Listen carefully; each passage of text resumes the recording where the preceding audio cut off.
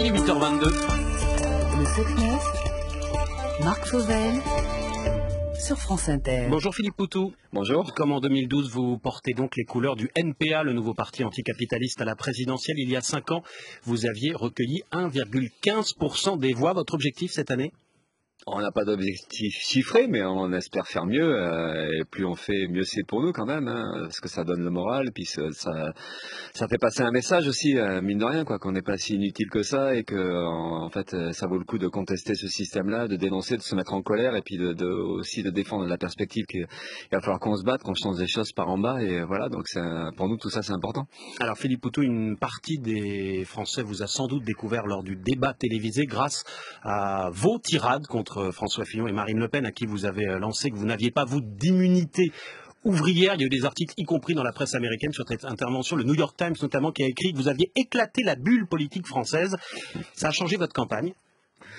Ben, ça a rendu plus visible, oui. Bon, déjà quelques jours avant, enfin, en règle générale, de toute façon, la médiatisation, ça nous aide, hein. On a traversé 8-9 mois de campagne dans l'anonymat, hein, pendant la recherche des parrainages. Une fois qu'on a les parrainages, on rentre aussi dans l'équité ou l'équité renforcée, donc il y a une visibilité médiatique, on se fait mieux entendre, et donc du coup, voilà, la campagne est plus facile. Et puis là, c'est vrai que depuis le 4 avril, c'est encore plus facile, parce que là, ça a cartonné, quoi, d'une certaine manière. Mais ce que ça montre surtout, c'est pas tellement de dire ouais, c'est super, maintenant on me reconnaît dans la rue, c'est pas ça le problème. C'est que ce que j'ai dit, ça exprime aussi une vraie colère qui existe, un vrai ras-le-bol de ces politiciens-là, des mensonges, des magouilles, des tricheries. Et nous, ce qu'on a envie, c'est de porter la parole de cette colère-là, enfin de la faire entendre, mais surtout derrière, c'est comment ça peut s'organiser, parce que c'est vrai qu'il y a un gros climat de résignation quand même dans la population. Les gens pensent qu'on peut rien faire, qu'on peut pas changer les choses, que voilà, on subit, quoi, même y compris l'idéologie dominante, on la subit. Et la difficulté qu'on a, c'est comment on peut se mettre vraiment en colère, et que la colère derrière, elle puisse redonner confiance à notre camp social, puisse de dire qu'on peut, oui, on peut relever la tête et se défendre et se battre, parce qu'en fait, les élections, en réalité, elles vont pas changer grand-chose en réalité, enfin, dans le fond de la vie des gens, mais que ça veut dire que nous, il faut qu'on prenne nos affaires en main, et puis qu'on se défende vraiment, qu'on défende nos intérêts. C'est ça qu'on veut faire passer, et à travers le 4 avril, c'est peut-être un peu le début de notre utilité. Voilà, à quoi on peut servir nous, et que derrière, ça peut donner de la fierté et du courage pour se battre. Philippe Poutou, il y a un homme aujourd'hui qui semble, si on en croit les sondages, en mesure de faire gagner la gauche radicale. C'est pas vous, c'est Jean-Luc Mélenchon. Oui. Pourquoi ça vous fait rire? Ah mais oui, c'est pas vous, je croyais qu'un peu. Non mais oui, mais évidemment, on voit bien la dynamique Mélenchon, on voit bien les Vous meetings. souhaitez sa victoire? On souhaite sa victoire. Disons qu'on préfère la dynamique Mélenchon qu'à une dynamique Macron, par exemple, hein, c'est sûr, parce qu'en plus derrière Mélenchon, c'est des camarades à nous pour beaucoup quand même, avec qui on milite dans les syndicats, avec qui on manifeste.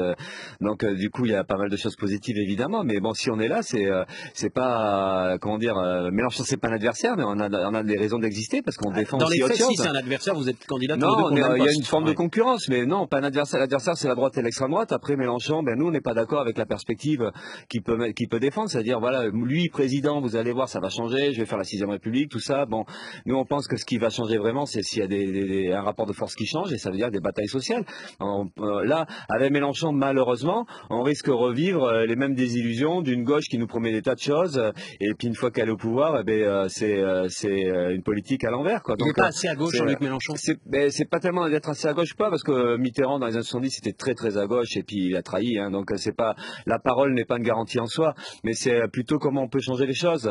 On a des points communs avec ce que dit Mélenchon, hein, sur la question des licenciements, sur la question des services publics, sur la question du nucléaire, même la sortie du nucléaire, sur des tas de questions on peut se retrouver, mais après c'est comment vraiment on change les choses. Est-ce que la victoire de Mélenchon, par exemple, est-ce que ça peut suffire à faire en sorte que le chômage disparaisse, ou que la vie soit plus, un peu mieux quand même? Et nous on pense que non, nous on pense qu'il y a un rapport de force, donc il y a l'idée d'une confrontation avec les capitalistes, l'idée même de reprise en main de l'économie, de réquisition, d'expropriation. Si on fait pas ça, on s'en sortira pas, et avec Mélenchon on n'a pas ces solutions là. Donc nous on est en concurrence du point de vue d'un débat politique qu'on veut mener, c'est-à-dire qu'on pense que pour changer les choses, il faut discuter d'un combat social, de comment la population par elle-même peut s'organiser, peut devenir une force sociale et politique, et voilà, c'est ça qu'on veut mettre mettre en avant. Et puis en plus, je finis juste sur aussi une question qui est importante de divergence avec Mélenchon, c'est le protectionnisme solidaire de Mélenchon, ou le côté un peu de la République, le côté un peu chauvin. Vous dites qu'il y a une forme de chauvinisme bleu-blanc-rouge chez lui, ça veut dire quoi? Ouais, bah, alors quand on voit les meetings de Mélenchon maintenant, plus ça va. Enfin, on a l'impression quand même que ça évolue. Parce qu'il y a la Marseillaise à la fin. Ben, la Marseillaise, bon, c'est pas forcément une nouveauté. Ouais, mais nous on chante pas la Marseillaise, ça c'est sûr. Les drapeaux c'est honteux de chanter la Marseillaise en France. Comment? C'est honteux de chanter la Marseillaise en France. Mais c'est pas que c'est honteux, mais c'est que ça symbolise, pour nous, ça symbolise les guerres coloniales, les guerres, la xénophobie aussi, parce que le chant de la Marseillaise, mine de rien, ben, c'est aussi des couplets contre les étrangers. Enfin voilà. Et puis c'est le chant qui est revendiqué par Le Pen, par toute la droite. Enfin, même quand on regarde les couleurs et les symboles, donc il faut leur laisser. Il faut leur laisser. C'est pas notre truc. C'est pas notre truc. Notre truc, c'est le drapeau rouge. Ouais. Mélenchon le sait très bien. La gauche politique, la gauche de combat, c'est le rouge. C'est la lutte de classe, c'est le combat contre des opprimés, contre les exploiteurs. À partir du moment où on abandonne ce terrain-là et qu'on glisse vers un autre terrain qui est pas vraiment le nôtre, alors voilà, il y a de l'ambiguïté, il y a des tas de choses qui sont très confuses et nous on veut pas ça. Donc oui, si on veut affirmer, continuer à affirmer que la véritable les frontières, c'est pas là où on veut nous les mettre. On a une solidarité avec les peuples, on est internationaliste, et puis il y a une bataille, oui, du camp des opprimés, des exploités contre les exploiteurs, contre les capitalistes. Et de ce point de vue-là, c'est pour ça qu'on est anticapitaliste. Et être internationaliste, c'est être anticapitaliste, c'est dire ce système-là, cette économie-là, il faut la renverser, il faut la transformer. Et notre perspective, elle est là. Donc c'est des divergences qu'on a avec Mélenchon.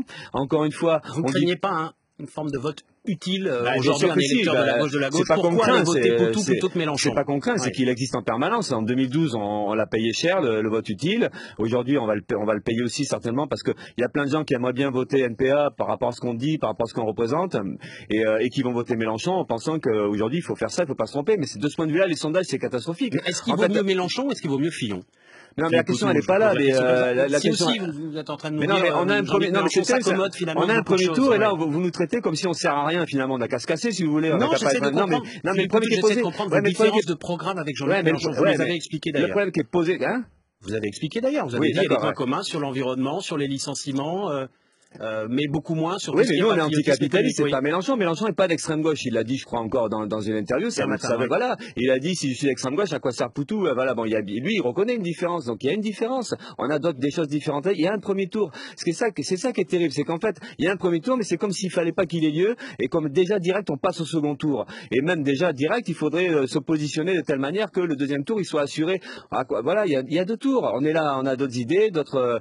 Et c'est important aussi que ça existe, ça. Qui est la possibilité pour tous les courants de pouvoir exister, d'exprimer leur point de vue, et surtout que nous, on a une perspective, oui, de lutte sociale. Et ça, c'est pas. Alors là, aujourd'hui, on va nous dire, bon, Mélenchon, c'est le vote efficace, c'est le vote utile. Bon, ben, les gens qui veulent voter Mélenchon, ils vont voter Mélenchon. Il n'y a pas de problème avec ça. On va pas leur dire, mais on risque aussi de payer ça, parce qu'à chaque fois, on fait ça. À chaque fois, il y a un vote utile. À chaque fois, on pense qu'il vaut mieux voter pour le PS pendant un temps, et maintenant, c'est plus le PS parce qu'il s'est écroulé. Donc c'est Mélenchon. C'est un vote utile. C'est pour ça que je vous posais la question, Philippe Poutou, qui vient non pas de votre camp, mais qui est plus proche. Il n'y a pas un choix entre le candidat socialiste et vous. C'est deux choix de la gauche de la gauche.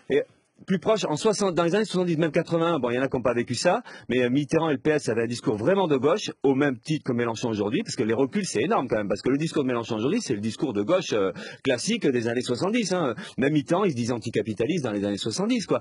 Donc en fait, et nous, à cette époque-là, on existait, enfin pas moi, hein, j'étais tout jeune, mais l'extrême gauche existait déjà, en disant, le PS, il va nous baiser, il va nous tromper, il va nous trahir. Mais ouais, mais donc, alors là, il y a eu ça en 81, ensuite c'était Jospin qui nous disait ça, l'extrême gauche, vous servez à rien, vous faites le jeu de la droite, tout ça. Nous on critiquait, on disait non, il va falloir qu'on prenne nos affaires en main. Et donc l'histoire nous montre qu'on a raison. Et aujourd'hui Mélenchon arrive, lui qui était au PS dans ces années-là, lui qui a été au gouvernement avec Jospin, lui qui a essayé de faire taire l'extrême gauche à ce moment-là, et lui maintenant il veut dire c'est moi qui vais. Non, il y a un truc qui est pas sérieux. Donc nous on dit Mélenchon il fait ce qu'il veut, les camarades qui sont avec Mélenchon ils font ce qu'ils veulent, mais nous on tient à dire aujourd'hui qu'on n'a pas l'intention de se refaire avoir, et c'est ce qu'on essaie d'exprimer aujourd'hui. Donc on a les raisons aussi de dire ça et de montrer qu'à chaque fois c'est le même piège du vote utile et d'une gauche institutionnelle, et nous on discute qu'en fait il va falloir nous on se défende directement, et l'histoire montre aussi que heureusement qu'il y a eu des luttes sociales pour obtenir des avantages ou le progrès. Donc c'est ça qu'on veut essayer d'exprimer, et de ce point de vue là on est utile, et le vote NPA il aura cette utilité là.